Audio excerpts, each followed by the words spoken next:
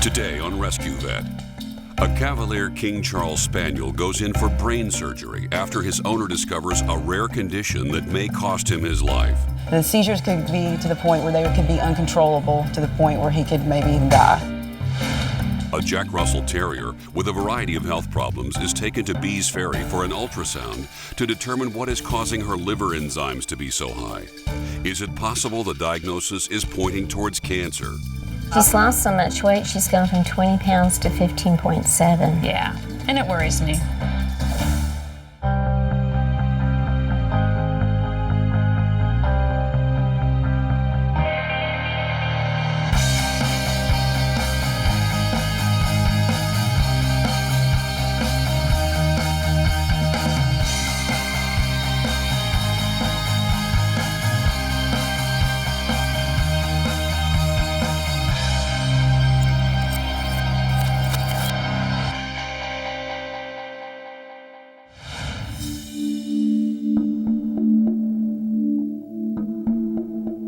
Dr. Stacy Bostian, a local veterinarian, has taken her 5-month-old Cavalier King Charles Spaniel Putter to veterinary specialty care for a craniotomy.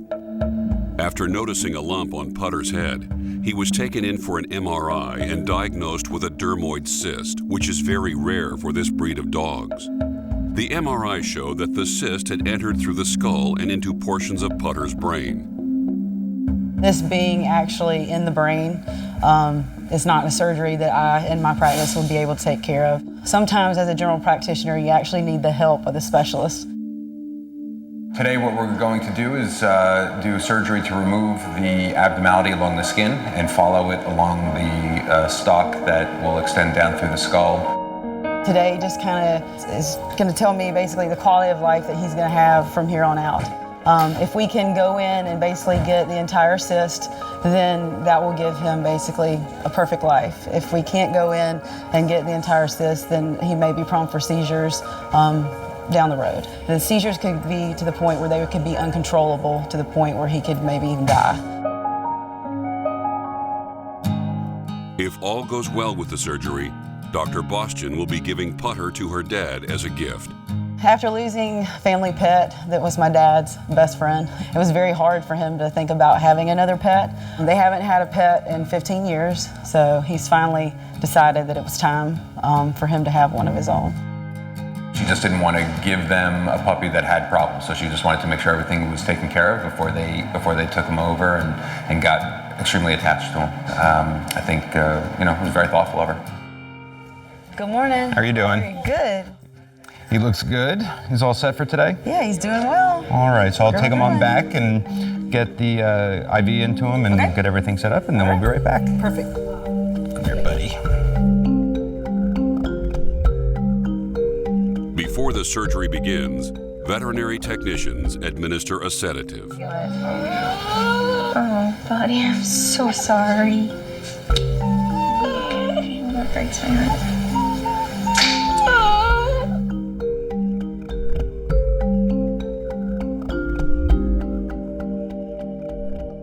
He gave me the option to scrub in so that I could be a part of the surgery today, so that I could watch and basically go in and see what's going on and be involved.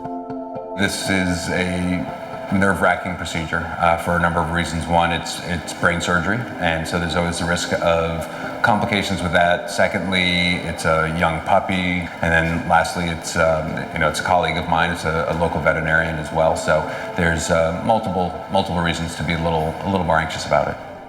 There's the risk of the outcome of not knowing the long term of his life as far as quality of life, even if the procedure is successful. But there's also the risk of anesthesia. So hoping today goes well, and just gonna watch him closely and know that they'll take good care of him here today.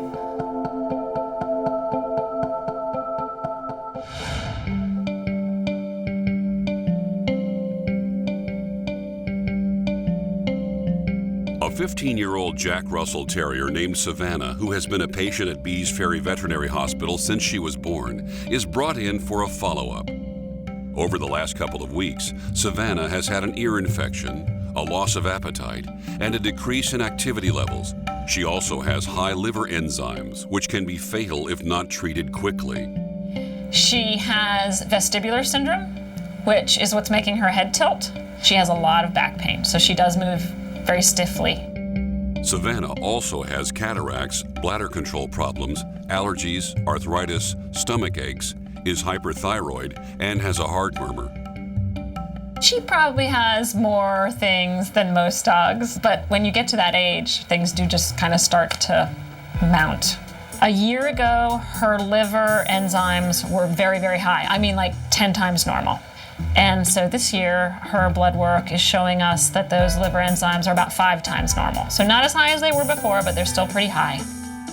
Well, the doctor's thinking it could be because she's on so many different medications because of her multiple medical issues and her age and her supplements, that she might have hepatitis. It could be a liver infection, or it could be cancer. Hello, how are you doing? I'm good, Dr. Singer. How are you? Good.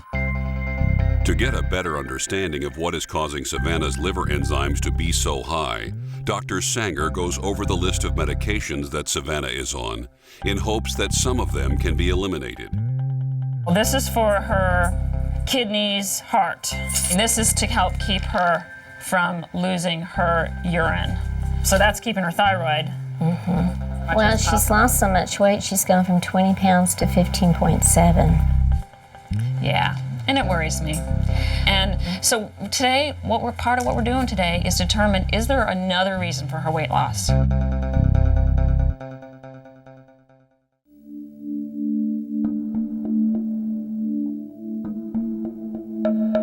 At Bees Ferry Veterinary Hospital, Dr. Sanger is about to perform an ultrasound on Savannah to see if she can find any signs of hepatitis, liver infection, or cancer.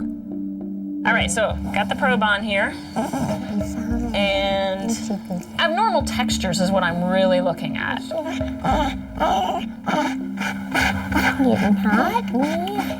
It's okay. It's hard to be on your back that long.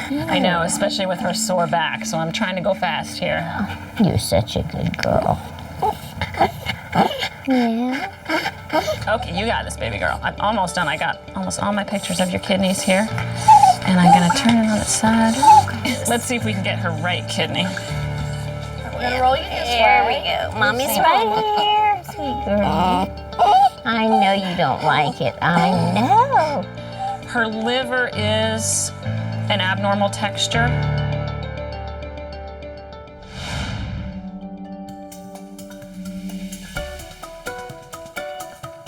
Back at Veterinary Specialty Care, Dr. Brofman and Dr. Bostian are scrubbing in before performing the craniotomy on Putter. There's a number of complications that can occur with surgery. Worst case scenario would be that there is a lot of adhesions, that it's involving more than just the layer of tissue that surrounds the brain, but is actually invaded into the brain as well, which would make it much more difficult to remove. Anesthetic reactions, bleeding, there can be swelling within the brain that can potentially cause shifts within the normal brain tissue and can be potentially fatal as well. So that there's life-threatening complications that are possible here today. This is an unusual breed for this to happen. It's also in an unusual location. Usually it's along the spinal cord. Usually it's in what's called Rhodesian Ridgebacks as a breed. I'm only aware of one report of this in a dog on the top of the head. And in that case, it did not extend down into the skull. And based on the MRI, it looks like this one may extend into the skull and around the brain. And I'm just trying to be careful to minimize the amount of tissue that we have to dissect here to make it easier to close.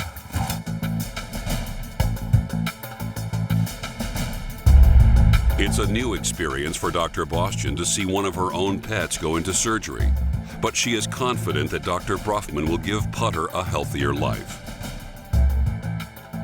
I can feel the orbit right here. So, I mean, we're talking, centimeter or two from the eye socket. And I mean, I'm not as concerned that I'm going to go into the eye socket or orbit, but more concerned that it's just going to be difficult to close the skin. Dr. Ludwig, who specializes in soft tissue surgery, is called in for her opinion on the cosmetic appearance of Putter's extensive skin removal. I'll just continue to dissect this out, and then I'll let you know and just get that little tidbit from you.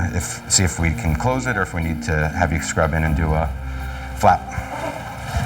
When I did my medicine residency in New York City, Dr. Ludwig was actually a surgeon there at the Animal Medical Center. Just by coincidence, I ended up here again this past July with her. Wow. I had no idea she was here. I can feel this right here, just right of midline. On the back of the skull is this kind of bump in the skull, and this is, actually I can feel what the normal structure is, and this is abnormal skull right here.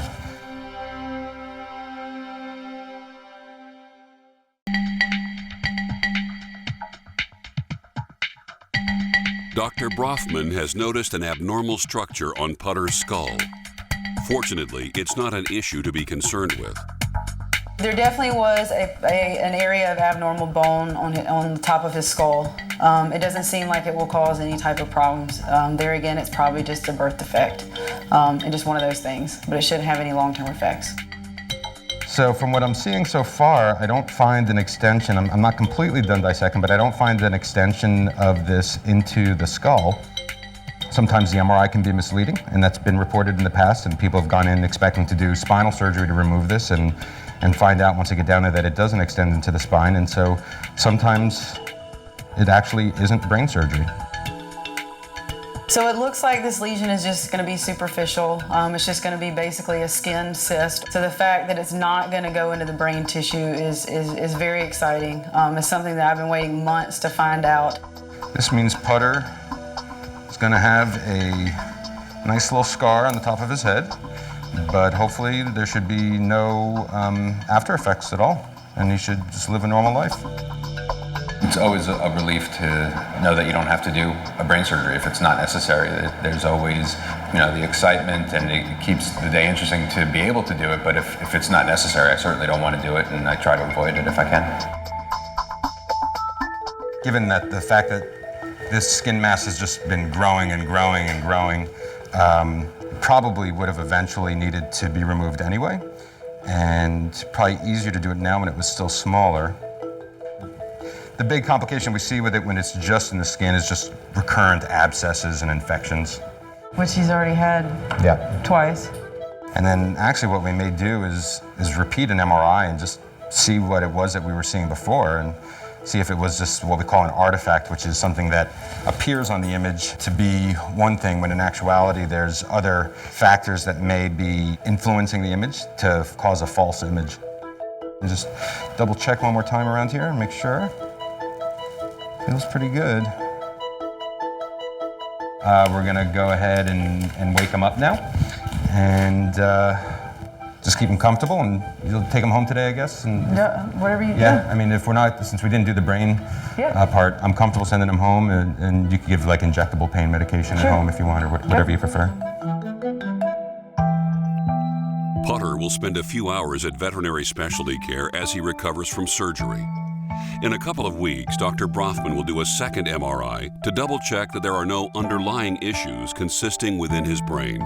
We didn't know how today would turn out, so it was a pleasant surprise in that we didn't actually have to go in and find anything in his brain. So his quality of life should be totally normal. He's going to be a happy and healthy puppy. There's definitely a bond there that I've had with him for the last several months, but to know that I can give this gift to my dad means more to me.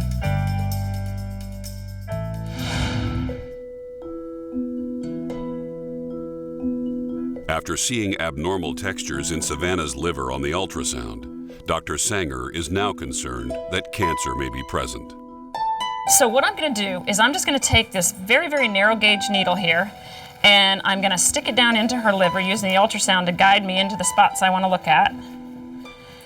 And I'm going to get some cells into that needle, and then we'll blow those onto a slide, and we'll send those slides to a pathologist and have them tell us about the abnormal cells that are there. Are there abnormal cells there?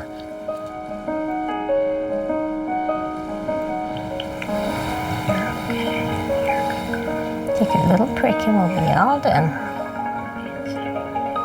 That's a nice sample, right where we want to be. Got it? There we go. Okay. I'm gonna let you go. I'm gonna let you take her home. I'll put all this together, make a plan for you, Okay. and we'll go over it tomorrow. Okay? Good to see you. As long as we control her pain, that's the most important thing. And I don't want her to get nauseous and feel sick. Those are the bad things, nausea and pain. So that's why we stay on top of these things with Savannah, because we don't want her to feel bad. I'm thinking it's the old age and medications that we have to keep her in pain medication, and we'll just do whatever we need to do. Savannah's our little girl, so we'll get whatever treatment she needs, mortgage a house again or whatever. This is a dog that literally grew up with this hospital. And this hospital is only 18 years old. And I mean, that's a special thing when you can take a dog all the way from puppyhood through their very old age. And usually we take them through death as well. I'm gonna cry. I mean, so we've known these clients for a very, very long time. And they just become part of the family. Before deciding how to treat Savannah, Dr. Sanger will have to wait until pathology results come back with the diagnosis. It's still uncertain if Savannah has hepatitis, a liver infection, or cancer.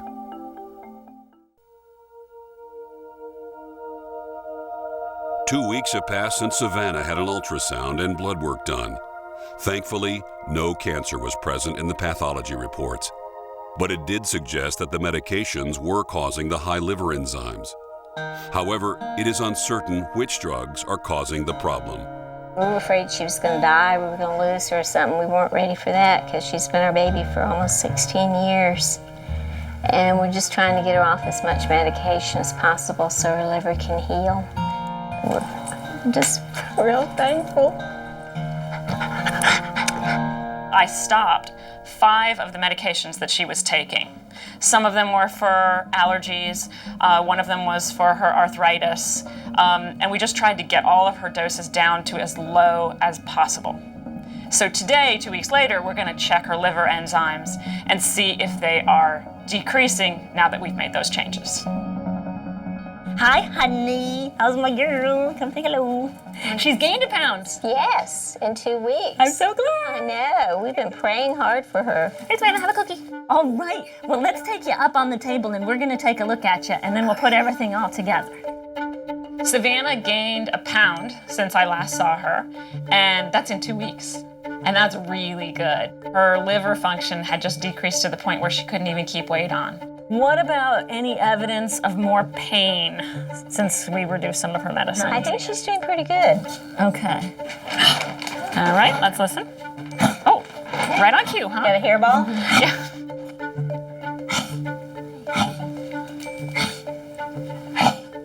You know, she just looks shinier to me. She looks bright-eyed, and she still has that head tilt, but she's just moving around better. She just feels better. Blood work is done to conclude if Savannah's liver enzymes are better or worse after dropping 5 of the 16 medications that she's currently on. It will be 2 days until those results come back from the lab. We will continue to monitor her liver enzymes on these lower dose of drugs, and if we can get her liver enzymes down into the normal range, she stays off most of these medications, I'll be able to spread out the times, you know, how far it is in between before I have to check blood again. But right now, I'm gonna continue to monitor her like monthly until we get her where we want her to be. Well, we're excited that she's getting better. We're very pleased with Dr. Sanger and all the staff here at Beast Ferry. We're just hoping that she'll continue to improve in health and live long and prosper.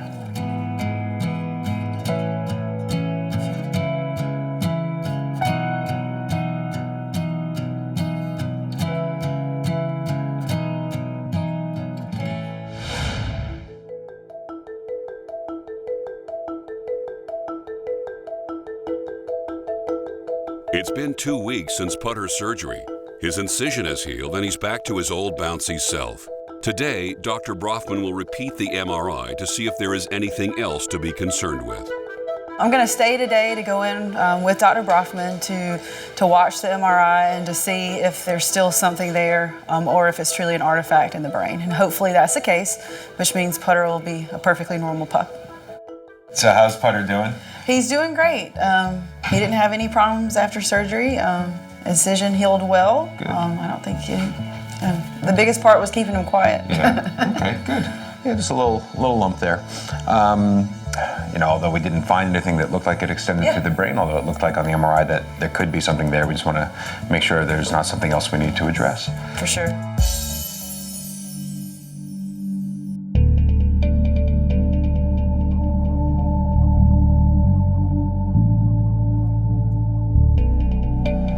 So here's where it was outside of the skin, right here. I'm not seeing anything real obvious that, it doesn't look like we're seeing what we saw last time. So certainly I'll send it to the radiologist to see what she thinks, though. It's good. So far, the images look perfectly normal, and what we saw a couple months ago is not there. So I think that with those findings, he's pretty much in the clear, and I don't think that we'll see any problems in the future. We're not going to have to do anything where we risk damage to the brain, and so it's a very good thing for Putter. We're going to send off these images today to the radiologist just to confirm that everything is fine, and then he should be going to his new home next weekend to my parents. I'm happy for him to know that he will lead a perfectly normal life. It's not every day that I get to come over here and be involved in this, so to be here and to work with him and his staff, they're phenomenal. And I get to now go back to my clinic and pass that on. So when I send people over here, I have the utmost confidence that their animals, and as well as them, they're going to get taken care of.